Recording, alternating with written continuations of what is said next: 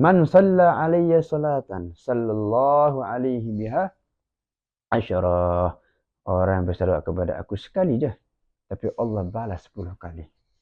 Orang yang cerdik itu kalau dia berbisnes, dia berniaga, tidak ada orang yang berniaga untuk mencari kerugian ataupun hanya balik modal saja. Mesti nak untung. Sekarang ini kita berniaga dengan Allah dan Allah offer. Kalau kamu memberi ini 1, aku bagi ini 10. Ini orang yang cerdas. Maka bila mana kita bersalawat kepada Rasulullah, berapa banyak yang kita salawat, kita kalikan 10. Banyak betul apa yang kita dapatkan daripada Allah Subhanahu wa taala. Diampuni dosa kita, dia angkat derajat kita.